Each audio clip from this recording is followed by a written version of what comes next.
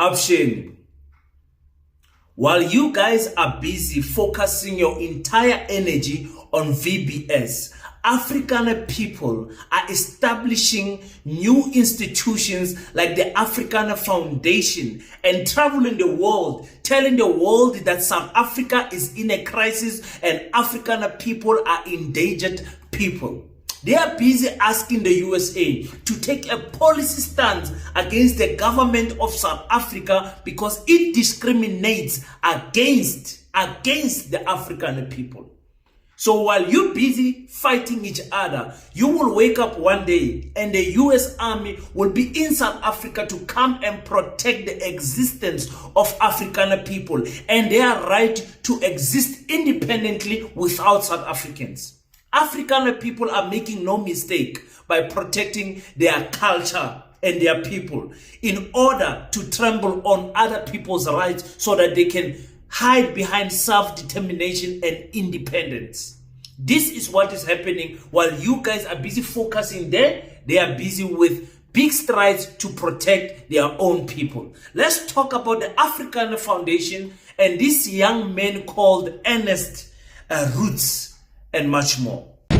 Welcome to King Said So, Africa's one land, one language, one currency, one army on King Said So. Africans can unite. Your Pan-Africanist podcast. Enjoy. Peace in Pan-Africanism to all my African brothers and sisters from all around the world. Welcome back to King Said So. I'm your host, Kagiso Hlongwane Zinjiva. Mr. Easy Imali Nenge. We're back at it again with another one. And let me tell you guys that if you don't wake up Africans, every day I'm shaking you, but I'm fully uvuga. The Afrikaner people are busy working while you guys are focusing your energy on VBS, 16 million, ANC did that, EFF did that, the Communist Party did that, all of those things we are focusing on. They are busy on the side. They are busy on the side, traveling the world to tell the world that they are in danger in South Africa and they need protection. There is a young man by the name of Ernst Roets. And this young man went overseas to go and participate in an event. But in that event, he was invited to come and tell America of the crisis that is happening in South Africa. He went there and he was busy telling them, guys, the Afrikaner people are being discriminated. You need to help us. Guys, we need help as Afrikaner people. We are formulating these institutions because it's a voice of cry out to the rest of the world. And we want to the world to know what is happening in South Africa. Imagine Afrikaner people are the ones that are saying that they have been discriminated. Just imagine. But let's listen to this television interview he had before the event where he went to.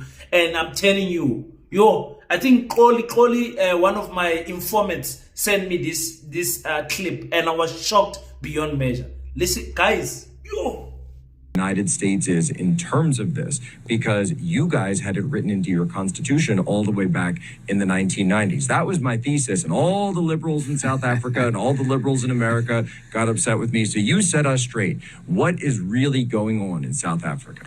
Well, thank you, Jack, and thank you for speaking about this topic. I know you've been talking about it for a while, and it's very important. Now, as the Afrikaner people in South Africa, we regard ourselves as Westerners, and it's very concerning to the Afrikaner people in South Africa. We regard ourselves as Westerners, and it's very as the Afrikaner people in South Africa, we regard ourselves as Westerners, and it's very concerning to us to look at America and many Western European countries and countries in the West and see the type of policies that they are trying to implement or flirting with currently, because we have seen many of these policies having been implemented in South Africa for several decades now, and we are seeing the consequences thereof.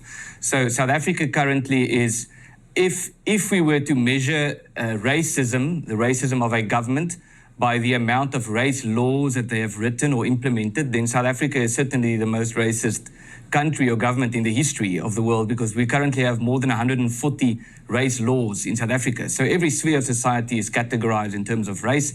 and it declares that people should be treated differently depending on the color of their skin.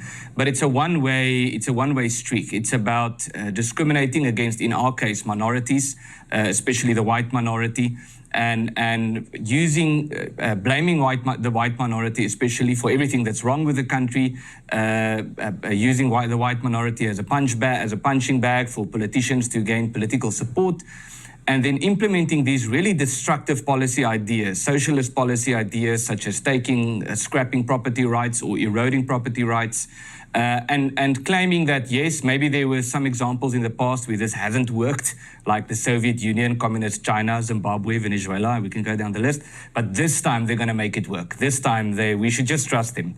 And obviously there's never been an example of this working, and it's very concerning, and we believe the world should take note of what is happening in South Africa at the moment. Now, my fellow Africans, if you are listening properly, I'm sure you heard this small boy say that the Afrikaner people, they regard themselves as Westerners.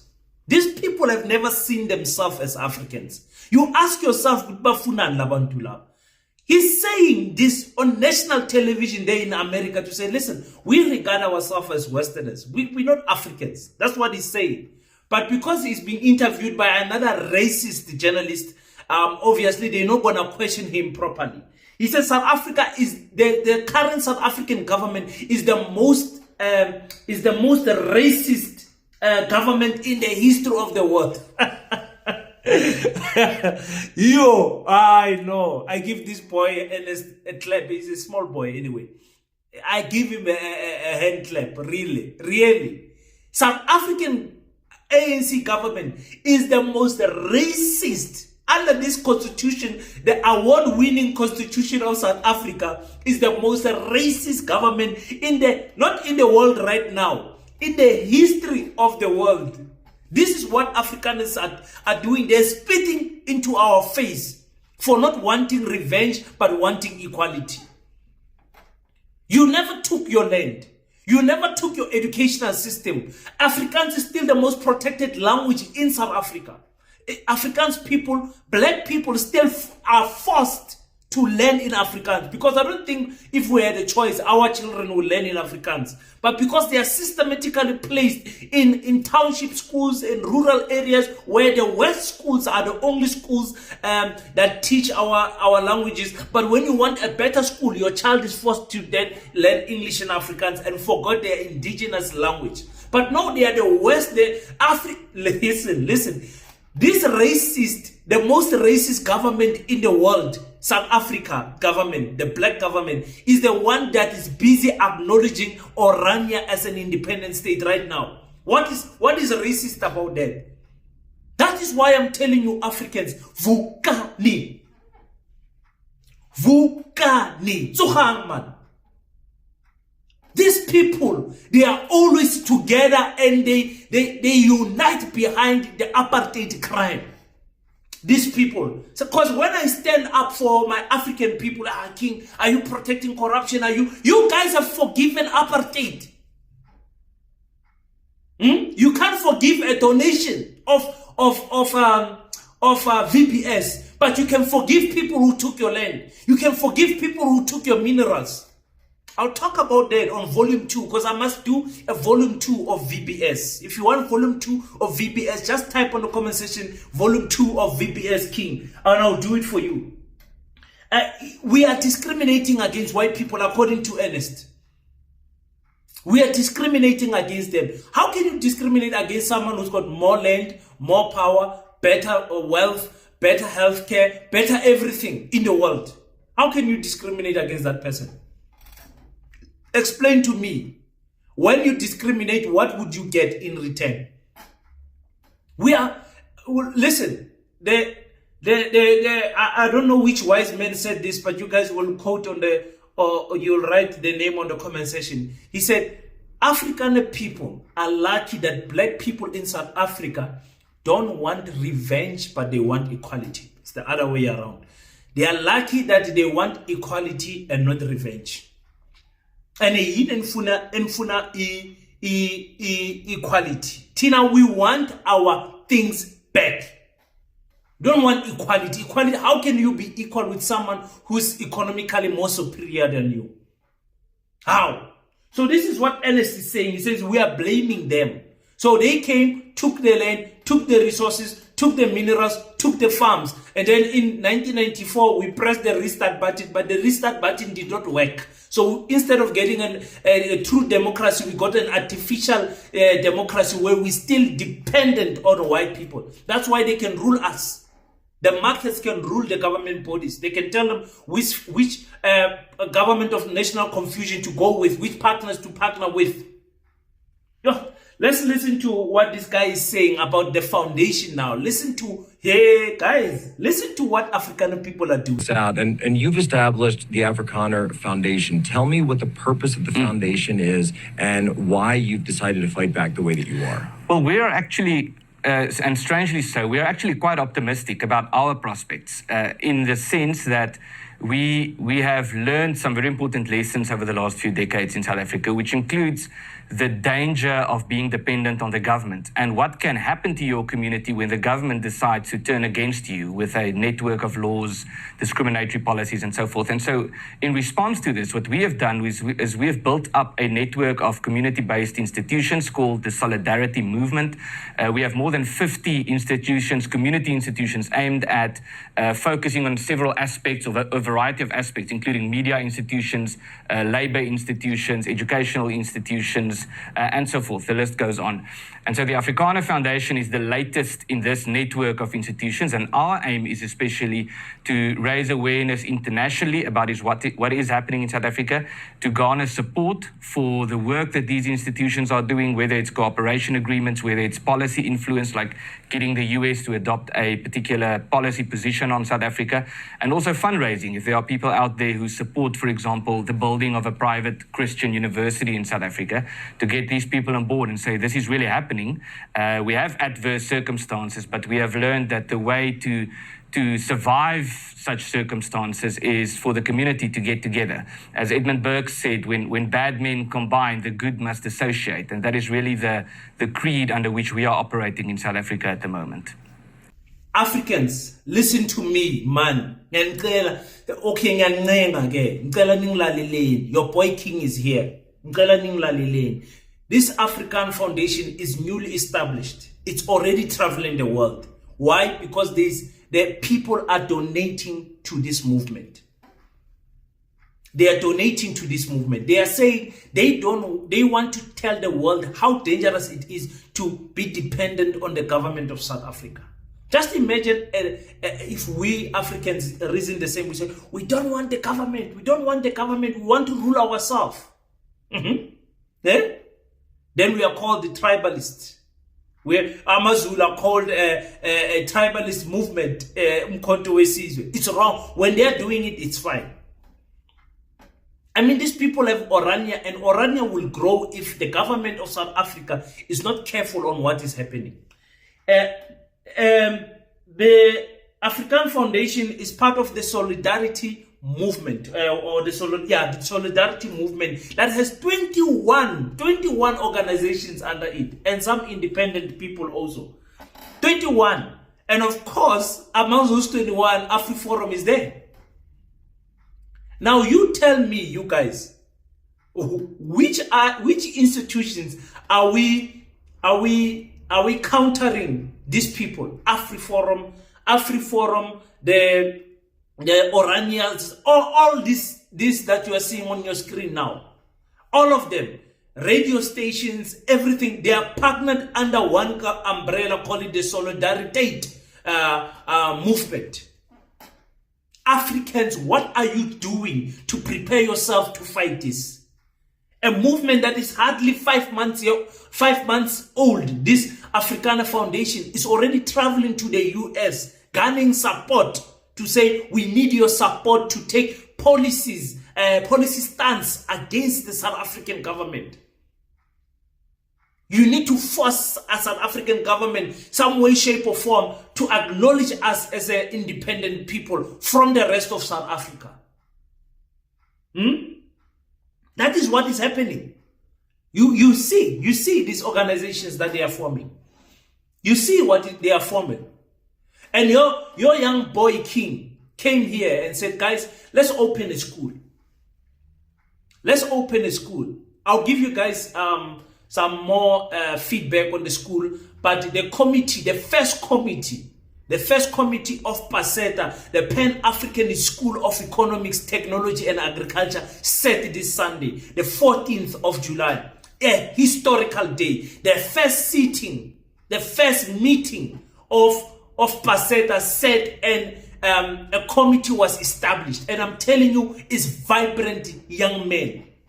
Vibrant young men there. I need a queen that must send me an email. Send me an email at paseta Africanist School at gmail.com. I need an African queen who's going to join us in this movement. I'm not going to work with men alone.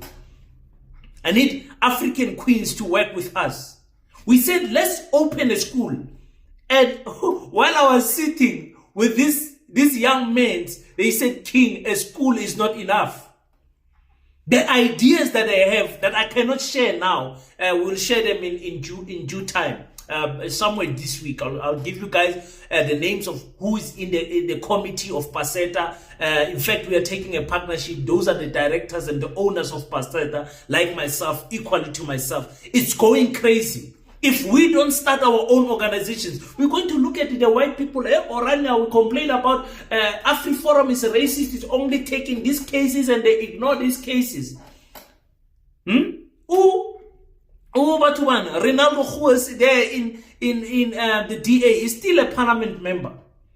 You guys complain, you are so racist, all of these tweets, everything. And then the DA people, they stuck behind him. Not even once did they utter the word racism. They call it unfortunate utterings. They call it with beautiful names. They never said once racism. But you guys, when one of your own falls, you go, yeah, man, they must go to jail. VBS, the CEO, not the CEO, the CFO of VBS, the only white person that was implicated amongst the board of VBS, is already out. They are reporting it now, saying, no, he was released on parole or whatever. This guy was out in April. He spent less than 4 years, 3.5 months, 3.5 years there in prison. He's out. He's the one that looted more than 1 billion. 1 billion, just like your chairperson that's writing affidavits now.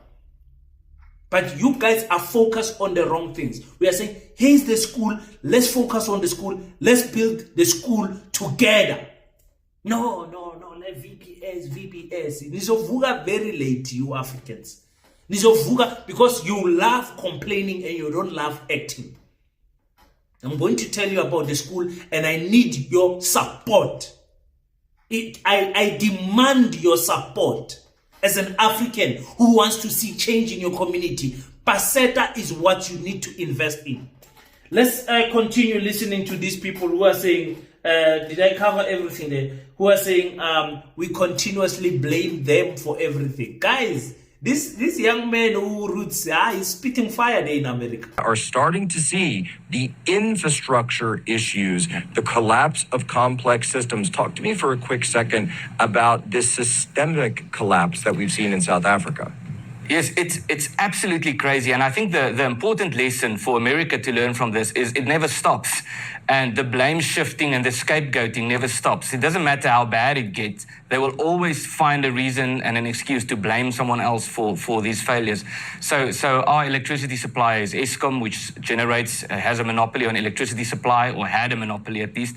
And it has completely collapsed as a result of corruption and what we call, or our ruling party calls, cadre deployment, which is getting people who are aligned with the ruling party and the Communist Party, getting them into strategic positions to control all the levers of power, as they call it.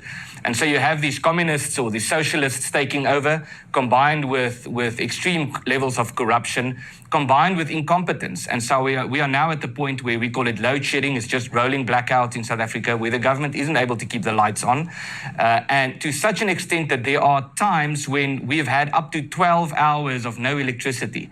And there's no reasonable prospect of it getting better. the only way through is, again, for communities to organize themselves and to start generating their own electricity. And it's really concerning the extent, because it's not just electricity supply, it's the failure of the police force, it's the failure of the army, it's the failure of the education system, it's the failure of home affairs in South Africa, getting services from government, it's the failure of service delivery, of local government, of national government. The irony is every government department has largely collapsed in South Africa except one, and that's the revenue service. So when it comes to tax collection, they are very efficient. But with every other thing, there's just this complete incompetence, and it's very, very alarming. And again, and the world, in America in particular, should take note of this to see where this road goes if America continues to go down the trajectory it seems to be going on at the moment. Beautiful things that this guy is saying. You know, he's saying that we are blaming the blaming never stops. We always blame the Afrikaner people, the people that came here 300 years ago, and they discriminated and started fighting our people. The people that killed our people, the people that raped our people, the people that caused the landlessness on our people, the people that shifted our people as well. I'm talking about Kimberley, I'm talking about Pretoria, I'm talking about Johannesburg, and when I'm talking about those people, I'm not talking about the areas. I'm talking about individuals. About Peter. You guys call it Petersburg. Yeah? It's Peter's mountains. It's his mountains. There was nobody there. You understand what I'm saying? They are the ones today that formed the apartheid regime government and said, no black person must be educated. Black person must work as a general worker. They are the ones that are saying we are shifting blame.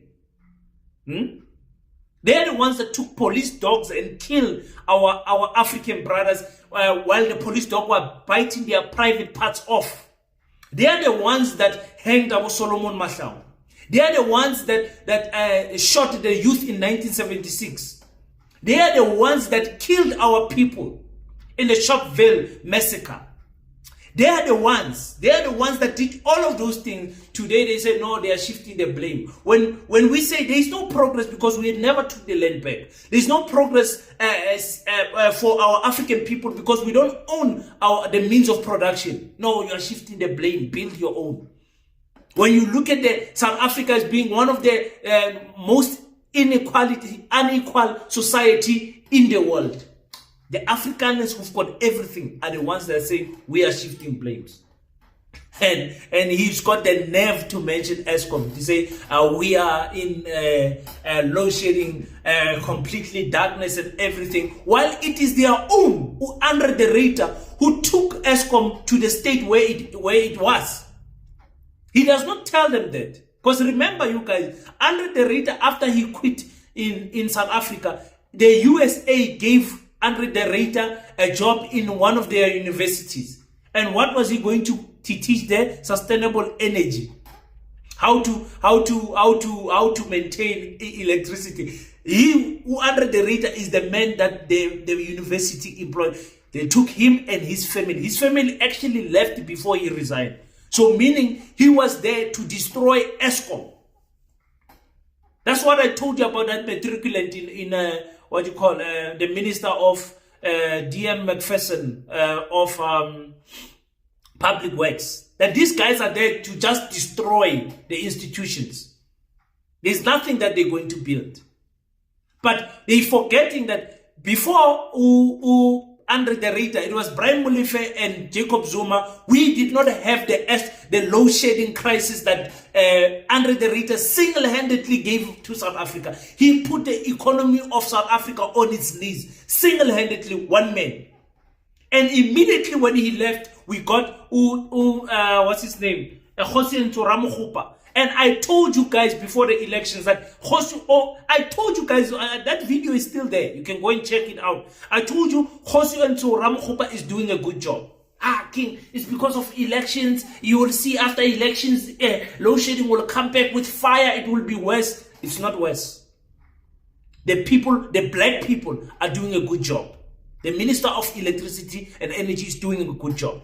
We as black people, we've got a sickness of failing to acknowledge our people.